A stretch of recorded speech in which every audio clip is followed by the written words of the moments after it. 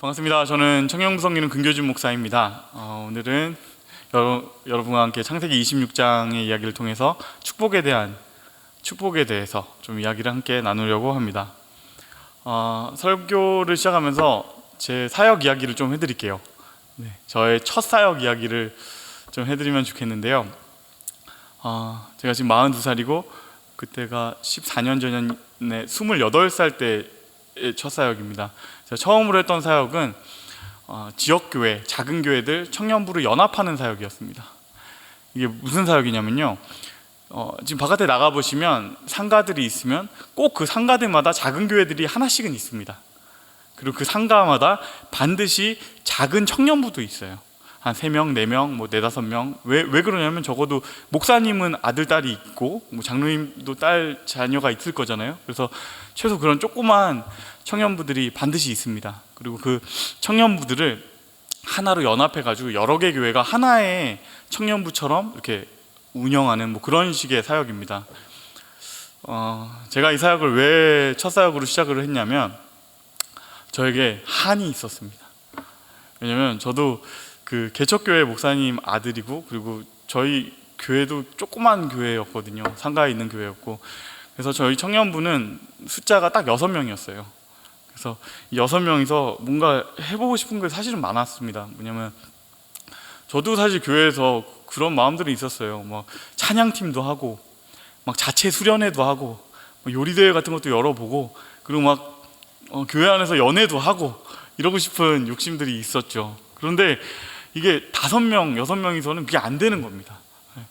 한 번은 제가 청년부들 모아가지고 우리 6명이서 우리 찬양팀 만들어보자 해가지고 찬양팀을 만들었어요. 그래서 드럼도 있고 건반도 있고 베이스, 그리고 제가 기타 치면서 인도도 하고 해서 자, 이제 찬양 집회를 해야겠다고 찬양 집회를 딱 하는데 이제 앞에 한 명 앉아 있는 겁니다. 그러니까 그게 어떻게 되지가 않는 거예요. 그리고 또 이 교회가 좀 그렇게 6명, 5명 있으면 참 안 되는 건 뭐냐면, 이 교회를 정말 너무너무 사랑해서 그 친구들이 다 앉아있느냐, 그것만은 아닐 때가 사실은 많이 있어요. 저만 해도 저희 아버지의 사업을 망하게 할 수 없기 때문에 그 자리에 앉아있는 것이고, 그리고 거기에 또 얘는 장로님 아들, 쟤는 권사님 딸, 이러니까 그 자리에 이렇게 있는 거예요. 어디 도망도 못 가고. 그러니까 저는 속으로 답답했죠. 왜 우리 아버지는 이 조그만 교회를 해가지고 어디 도망도 못 가고 난 여기 이렇게 잡혀있나. 우리 청년들도 똑같고, 제가 그런 마음이 사실은 좀 불경스럽지만 있었습니다. 그래서 첫 사역으로 했던 거는, 그러면 우리 작은 청년부들, 우리 말고도 옆에 보면 또 상가에 또 작은 교회들 있는데 우리끼리 모여가지고 뭔가를 좀 해보자, 연합을 해보자, 이런 사역이었어요. 그래서 이제 연합을 시작을 했는데, 이 사역이요, 여러분 잘 됐을까요? 안 됐을까요? 되게 잘 됐습니다. 제가 이 사역을 4년 동안 했는데요, 처음에 한 저하고 그 옆에 또 교회, 조그만 교회 3교회 교회가 해서 15명 정도가 시작을 했는데 6개월 만에 쭉 불어나서 80명이 됐고요. 그리고 1년 정도 지나가니까 13개 교회가 연합해서 130명이 된 거예요. 그리고 이 사역이 숫자가 늘어나는 것도 재밌지만, 이렇게 하니까 원래 우리가 하고 싶던 것들을 다 할 수 있는 거예요. 찬양팀도 할 수 있고, 자체 수련회도 할 수 있고, 그리고 진짜 놀라운 것은 연애가 일어나기 시작합니다. 이게 그런 게 있어요. 작은 교회들이 있으면 한 6명, 7명 있잖아요. 근데 이 친구들이 20년 동안 같이 보던 애들이에요. 그러면 뭐가 되냐면 가족이 됩니다. 가족끼리는 이제 연애가 일어날 수가 없거든요. 가족끼리 손잡고 뽀뽀하면 안 되잖아요. 그래서 그는 나에게 이렇게 자매가 아니라 그냥 휴먼, 인류가 되는 겁니다. 그런데 다른 교회하고 연합을 하니까요, 이 휴먼을 그 친구들은 자매로 봐요. 여자가 있네? 그리고 우리 자매도 그 친구도 분명히 그런 상황이 있을 테지만 그를 형제로. 그래서 저는 애들이 이렇게 앉아있는데 얘네가 이렇게까지 예배를 잘 드릴 수 있는 애인지 처음 알았어요. 이렇게 앉아가지고 이렇게 정말 옷도 이렇게 후드 이렇게 걸치고 있던 애들이 예쁘게 입고 딱 앉아가지고 이 사역을 하면서 별걸 다 해봤습니다. 수련회도 해보고요. 제일 기뻤던 거는 아까 말했던 것처럼 연애도 진짜 많이 일어났고요.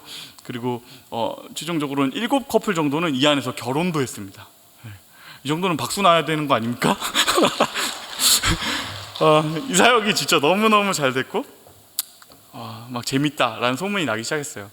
그리고 이렇게 이 사역에 대한 좋은 소식이 있고 부흥이 있으니까요, 이 교회들 처음엔 진짜 작은 교회들 모여서 시작했는데 조금 있으니까 조금씩 규모 있는 교회들도 연합하기 시작했어요. 청년부가요 20명 막 이런 교회들이 막 오기 시작한 거예요. 20명이라 그러면 작네라고 생각하실 수도 있겠지만요, 아니요, 저희 아버지 교회 입장에서 이건 메가처치예요. 20명이 온다고? 그런 교회들이 이렇게 하나 둘 찾아오기 시작하는 겁니다. 그래서 우리는 막 가슴에 부풀었죠. 와, 이젠 진짜 200, 300명, 400명이 되는 거 아니야? 우리 어떻게 하자면 막 이렇게 신나 있었는데 기쁨도 잠시 이제 문제가 생기죠. 뭐가 문제였냐면 이 메가처치들이 문제였어요. 이 교회에서 20명이 이렇게 오는데 이 친구들도 저희 이렇게 다시 이렇게 뭉쳐보니까요, 막 분위기가 좋고 하니까 진짜로 새 가족들도 많이 오고 새 신자들도 많이 와가지고 부흥이 됐거든요. 그래서 이 20명이었던 교회도 그 교회 안에서 안 나온 애들도 막 나오고 해서 금방 30명이 된 겁니다. 근데 30명이 되고 나니까 이제 그런 생각이 드는 거예요. 이거 우리끼리 해도 되겠는데? 이런 식으로 생각을 하는 거죠. 근데 다만 저도 그걸 막는 건 아니에요. 왜냐하면 이 교회들을 결국에는 이렇게 성장시켜가지고 독립시켜가지고 그 교회가 하나로 이렇게 서게 하는 게 이게 컨택의 목적이었거든요. 근데 이 과정에 있어서 조금은 이렇게 하시는 분들이 조금 매너가 부족했어요. 그건 뭐냐면 20명에서 30명이 됐네? 그러고 나서 이제 뭐라고 통보를 하시냐면 저희 다음 주부터 못 나갑니다 이렇게 하시는 거예요. 근데 저희 이 사역을 하는 입장에서는요, 이런 교회가 하나 두 개 정도가 이렇게 뭉쳐가지고 한 주에 딱 그러면 어떤 느낌이 드냐면 한 주 만에 150명이 100명 되는 겁니다. 150명이 딱 100명 되고 나면 빈자리가 확 보이고요, 갑자기 뭔가 마음이 굉장히 무거워지는 게 있어요. 그리고 이런 거를 3년에 반복했습니다. 150명이 100명이 확 돼가지고 마음 막 어려워요. 그러나 아니다, 다시 한번 힘을 내자 해가지고 막 힘을 내가지고 사역하고 다시 부흥하고 성장해 130명이 되면 또 30명이 훌쩍 나가고 그럼 다시 한번 힘을 내자. 그래서 또 은혜 막 해가지고 120명이 딱 되고 나면 또 다시 한번 또 훅 나가면서 이번엔 80명이 되고, 이거를 3년 동안 계속 반복을 했어요. 그러다 보니까 나중에는요 그런 마음이 드는 겁니다. 좀 마음에 낙심이 드는 거예요. 진짜 너무 힘들다. 그리고 딱 돌아보는데요, 지금 남아있는 친구들이 있잖아요. 근데 그 친구들도 마치 그렇게 사람들이 우르르 빠져나가는 게 반복되다 보면 남아있는 애들이 마치 내가 난파선에 타 있는 사람 같아요. 타이타닉에 타 있는 것처럼 애들도 마음이 약간 풀이 죽어가지고 예전에 막 5명 있을 때 같은 표정으로 이렇게 앉아있는 거 보니까 사역하는 제 입장에서 보니까 어떻게 제가 떠납니까? 떠나지도 못하고 여기에 잡혀가지고 몇 년을 그걸 반복을 하고 있는 겁니다. 근데 그걸 반복을 하다 보니까 나중에는 그런 마음이 들더라고요. 야, 내가 지금 뭐 하고 있는 건가? 나는 좀 삽질하고 있는 것 같다. 뭔가 하나님께서 분명히 지금 은혜를 주고 계세요. 어마어마한 부흥 아닙니까? 100명이 어떻게 120명이 막 몇 달 만에 됩니까? 근데 하나님께서 분명히 은혜를 주고 막 늘어나고 있는데 다시 원점, 늘어나고 있는데 다시 원점, 이게 반복되니까 마음에 낙심이 와요. 제가 오늘 이 얘기를 왜 시작하면서 드렸냐면요, 오늘 본문 속에 이삭이 딱 그 상황 가운데 있습니다. 하나님께서 복을 주시지만 다시 원점, 다시 원점. 오늘 26장 26장의 이야기는요, 엄밀하게 말하면 이삭이 우물을 빼앗기는 이야기입니다. 이삭의 축복받는 이야기라고도 볼 수 있겠지만 기본적으로는 이삭이 우물을 빼앗기는 이야기다. 26장에서 이삭은 7개의 우물을 팝니다. 그런데 그가 우물을 계속 빼앗기는 거죠. 그가 우물을 딱 파는데 기적적으로 거기서 물이 솟아나는데 거기에 이제 원래 살던 토박이들이 찾아옵니다. 이거 우리가 원래 팔려고 다 준비해놨던 데야. 이거 우리 겁니다. 그리고 확 빼앗아 가요. 그러면 이제 이삭은 또 딴 데 가서 다시 파고 나면 물이 나오고 나면 또 다시 우르르 몰려와가지고 이거 우리 거야. 빼앗기고 이거를 26장은 이 이야기를 반복하고 있는 겁니다. 그리고 이 우물 파는 이야기를 우리의 입장에서 생각하면 안 됩니다. 중동에서의 우물이라는 거는 개념이 달라요. 중동 지역은 1년의 강수량이 한 대략 200mm 정도 됩니다. 우리나라 같은 경우에는 진짜 비 많이 오는 막 장마철 같은 때에는 하루 만에 200mm가 내릴 때도 있거든요. 그런데 이 중동 지역은 1년 내내 전체 다 내리는 물이 200mm인 겁니다. 그러다 보니까 당연히 그 땅속에 지하수의 양도 많지가 않고요. 이 땅을 파가지고 물을 얻을 확률이 극히 낮은 상태입니다. 그래서 제가 그 중동 지역에 있는 어떤 그 선교사님한테 얘기를 들었는데요. 어떤 식으로 이 우물을 파냐면요. 중동 지역에 가가지고 물이 있을 만한 곳을 일단 물색을 한 다음에 그곳을 딱 중심으로 해서 수십 개를 파는 겁니다. 수십 개를 파다 보면 그 중에서 하나 정도가 기적적으로 물이 터져 나와요. 그리고 그냥 조금 몇 미터 파면 되는 우리나라 같은 우물이 아니고요. 몇십 미터를 파고 내려갑니다. 몇십 미터를 파고 내려가면 운 좋게 하나가 물이 솟아나고, 그런 식으로 해서 그분이 말씀하시기는 한 그 우물이 실제로 나올 확률이 한 5% 10%가 안 된다고 하더라고요. 그런데 이거는 그래도 요즘의 이야기고요. 이게 2000년 전, 몇천 년 전 이야기, 그때 상황으로 빗대서 보자면 진짜 100개를 파면 하나가 될까 말까 한 거죠. 지금 이삭이 지금 그 공사를 하고 있는 겁니다. 그리고 이 공사가요, 굉장히 절박한 공사인 게 진짜 간단합니다. 물이요, 생명이에요. 이삭이 지금 뭐 아무리 부자라고 해도 그가 가축을 가지고 있는 것들, 그리고 그가 뿌려놓은 씨앗들, 한 달만 물이 없으면 그거 다 죽습니다. 그러니까 이삭이 이 우물을 파는 공사를 시작했는데 한 번, 두 번, 몇 달 정도만 실패를 겪고 나면요, 내가 가졌던 재산 다 없어지는 거예요. 그 지금 주변에는 이 이삭이 망했으면 좋겠다는 마음만 가득한 사람들이 주변에 가득 있어요. 그들한테 물을 얻는 게 쉽겠습니까? 어마어마하게 인플레를 붙여가지고 아마 팔겠죠. 그러니까 지금 이 한 번 한 번의 공사가 이삭 입장에서는 자기의 모든 것을 다 걸고 하는 공사인 것입니다. 그런데 이 우물을 빼앗긴다, 빼앗아간다, 이거는 전쟁을 해도 당연한, 전쟁을 하는 것이 어쩌면 당연한 일인 겁니다. 근데 이 일이 계속 벌어지는 거죠. 우물을 파면 기적적으로 물이 솟아나는데 빼앗아가고, 파면 빼앗아가고, 이걸 3번, 4번, 5번 계속 빼앗기는. 여러분, 이삭의 마음이 어땠을까요? 이삭의 마음이 그렇지 않았을까요? 내가 아직 뭐 하고 있나? 나 애써가지고 남 좋은 일만 하고 앉았네. 계속 이 반복되는 이거, 나는 어쩌면 그냥 삽질하는 거 아닌가? 그런 생각 하지 않았을까요? 그런데요, 더 큰 문제는요, 이 이삭의 삽질하는 것 같은 인생, 계속 원점으로 돌아오는 것 같은 이 인생이 하나님께서 축복하신 인생이라는 겁니다.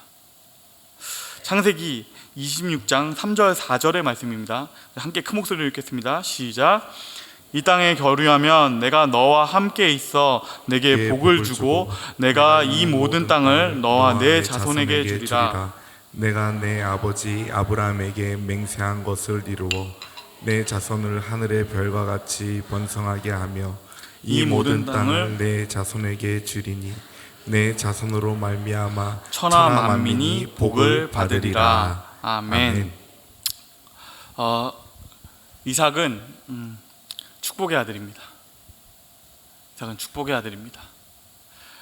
하나님께서 아브라함에게 네가 복이 될 것이라고 약속하셨고, 그 약속의 아들인 이삭이 태어났고, 그러니까 그의 인생은 복받은 인생의 모델 같은 겁니다. 그런데요, 뚜껑을 열어보니까 이게 진짜 복받은 자의 인생이 맞나 싶은 거죠.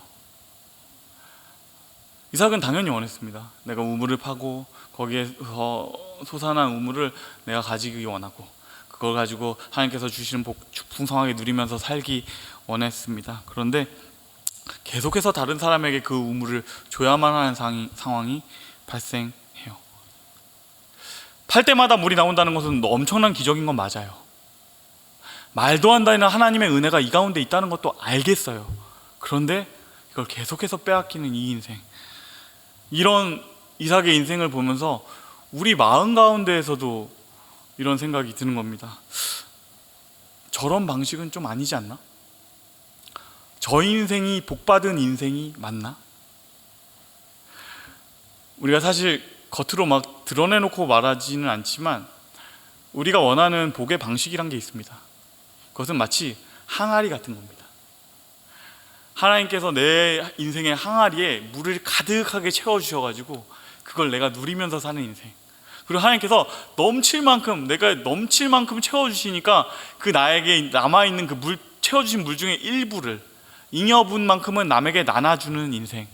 그렇게 하는 인생, 그거 사실은 우리가 바라는 인생 아닙니까?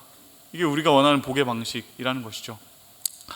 저에게 어떤 한 청년이 자기 장래희망을 말한 적이 있어요. 그 친구가 뭐라고 말했냐면, 목사님 저는 저의 장래희망은요 11조 많이 하는 장로님이 되는 겁니다. 저는 그 얘기를 듣는데 좀 아직도 모르겠어요. 이 장래희망의 포인트가 대체 어디에 있는 것인가? 11조 많이 하는 애 있는 것인가? 아니면 장로님에 있는 것인가? 아직도 잘 모르겠어요. 여러분 어느 쪽에 있다고 생각을 하세요? 그런데 우리 이 장래희망이요 우리와 다르지 않습니다. 사실 우리 마음 가운데 이 마음이 있어요. 하나님, 저에게 복을 넘치도록 채워주십시오.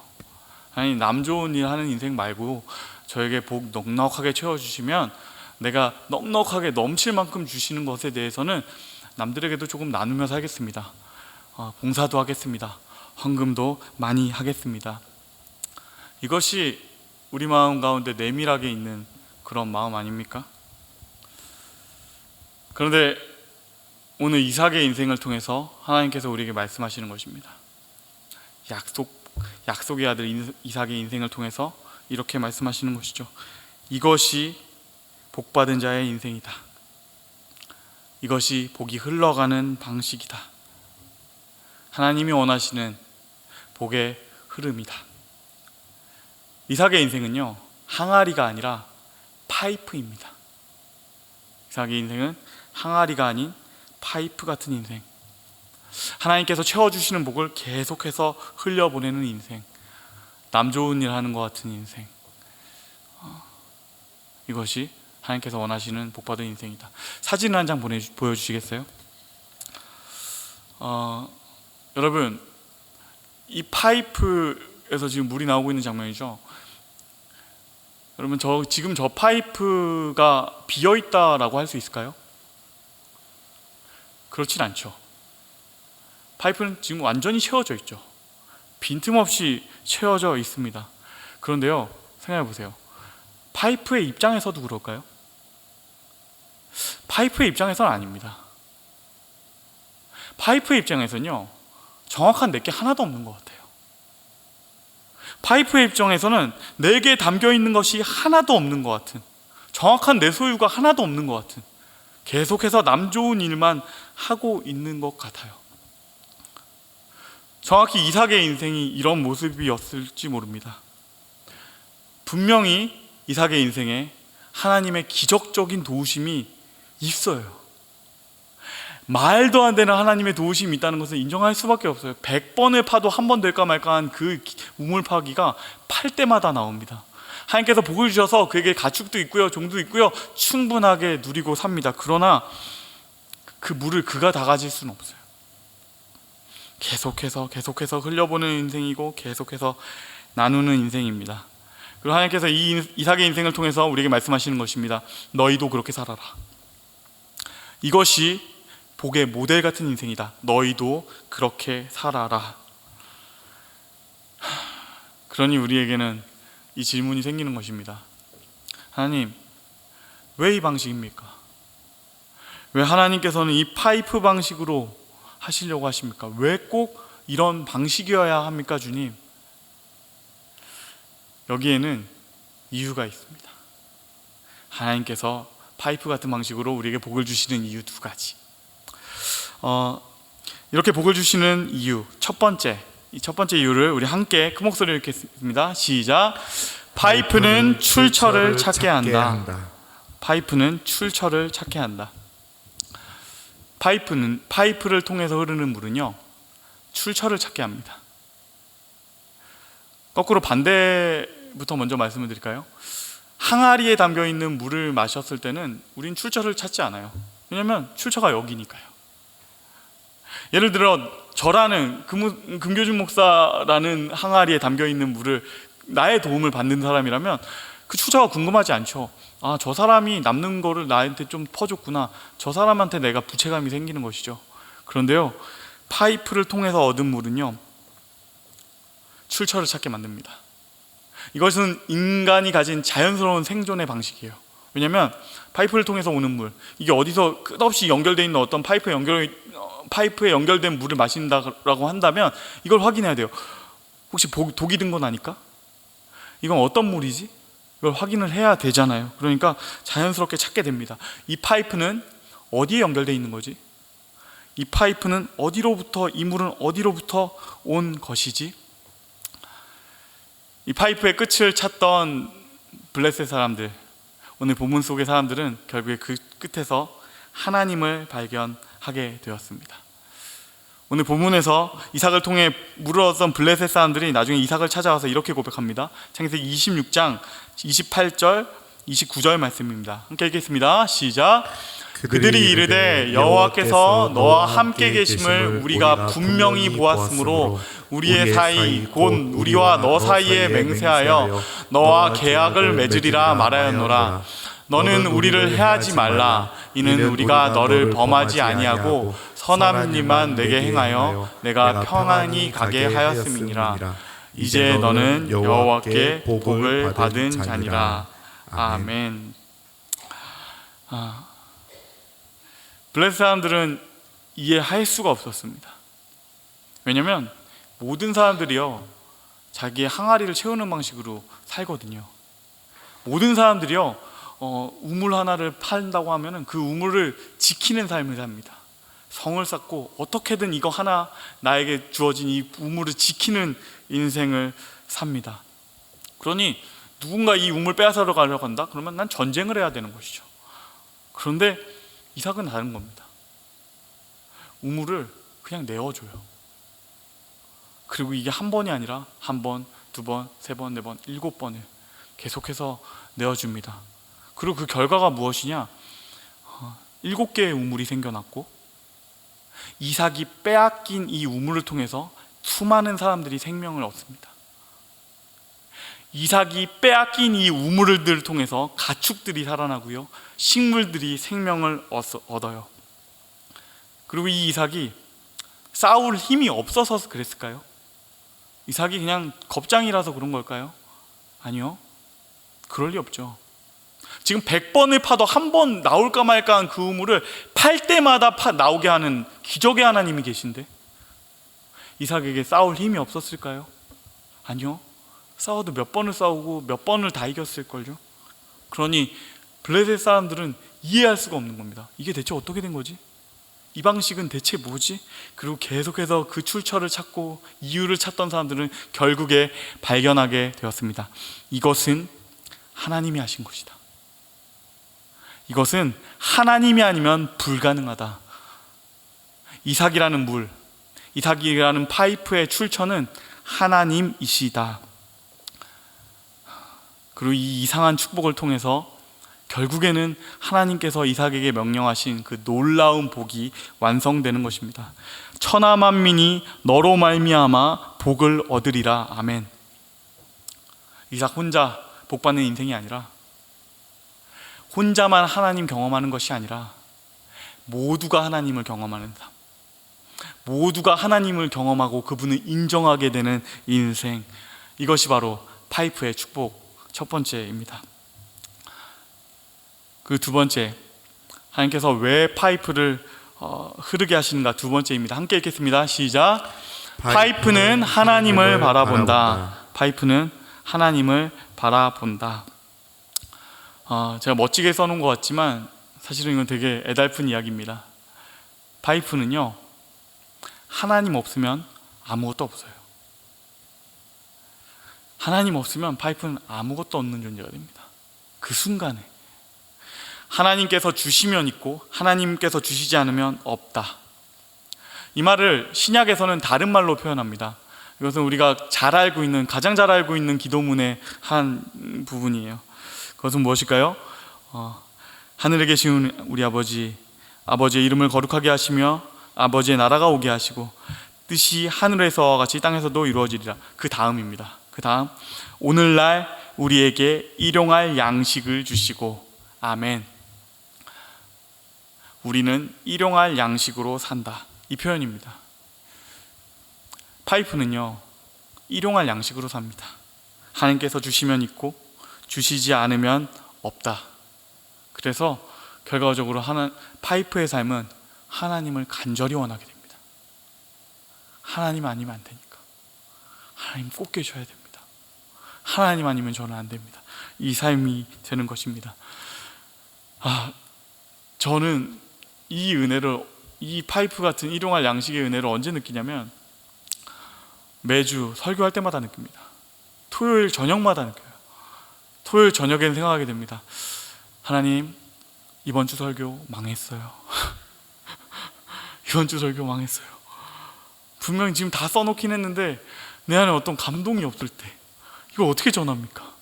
하나님, 이번 주 설교 망했어요. 하나님, 저는 끝장났어요. 하나님, 저는 틀렸습니다. 그럼 뭘 해야 되겠어요? 밤새 기도하는 겁니다. 하나님, 한 주만 살려주세요. 하나님, 은혜 아니면 안 되겠습니다. 제가 아무리 애써도 이 은혜만큼은, 내 마음을 울리는 감격만큼은 내가 내 안에서 생겨날 수가 없어요. 하나님 도와주셔야 됩니다. 그렇게 기도하다 보면 정말 이제 새벽쯤 돼가지고 이제 다 틀렸나 싶을 때쯤에 어스름하게 하나님께서 내 마음 가운데 주시는 딱 한 주의 은혜, 딱 한 주 은혜 말씀 전할 수 있을 만큼의 그런 일용할 은혜. 그때 저는 압니다. 그 새벽에 맞다, 하나님 계시지. 하나님이 나 살려주시지. 하나님 계셔서 나는 오늘 일용할 양식으로 살지. 이게 좋냐고 물으시면 좋지는 않아요. 좋지는 않아요. 결코 좋지는 않아요. 그러나 인정할 수밖에 없는 것입니다. 일용할 양식은 축복이에요. 한 목사가 하나님 붙잡게 되는 것처럼 우리 모두를 이 일용할 양식으로 먹이시는 하나님, 일용할 양식은 축복이다. 이 파이프의 은혜, 일용할 양식의 은혜로 사는 저와 여러분이 되시기를 주님의 이름으로 축원합니다. 말씀을 맺겠습니다.